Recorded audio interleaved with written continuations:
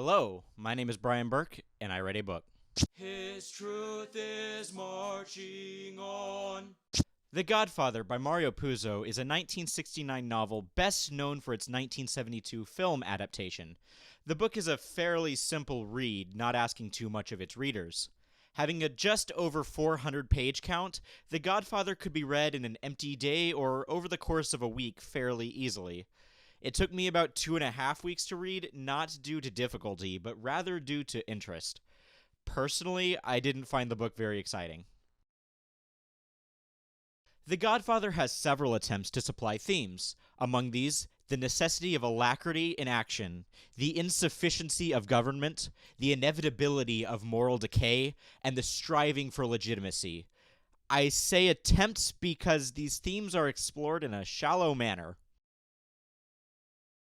The necessity of alacrity shows up frequently, from the macabre lesson in Johnny Fontaine beating his wife, to the Council of Dons discussing how, had they been in charge, they would have put down Hitler before he got started.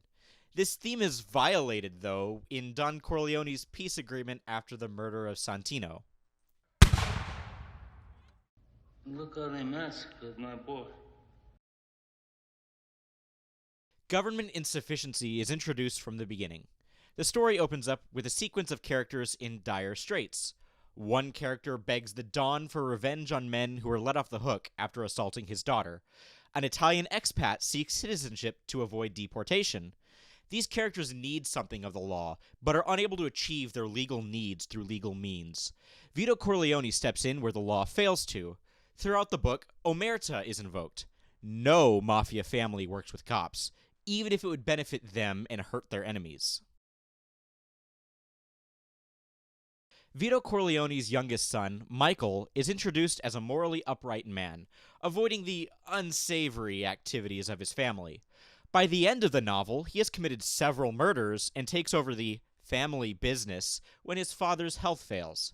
Vito himself begins by opposing the drug trade, refusing to take part in other families' illicit dealings, while maintaining omerta. Vito eventually agrees to work within the drug trade.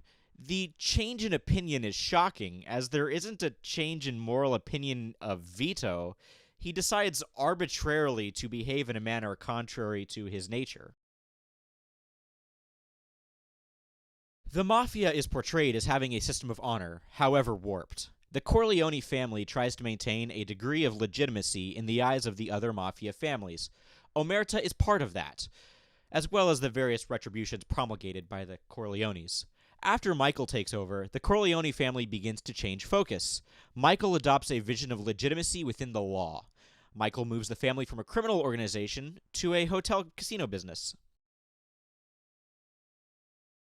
I've provided several places where I think these themes are touched on, but I didn't think they were truly explored throughout the book. Neither do I think they were well articulated.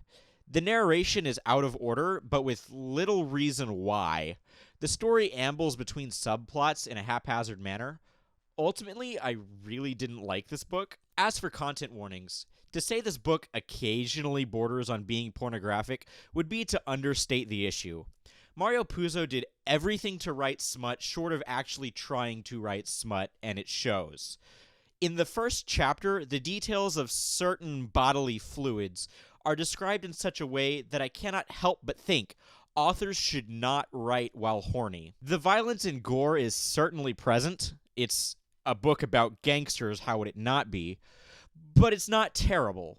Mario Puzo doesn't revel in the macabre, so even I, squeamish about gore as I am, was able to stomach the descriptions of violence. I can't say I recommend this book. Between the lackluster attempts at theme and the unnecessarily explicit sex scenes, I was disappointed, especially since the movie is considered a classic.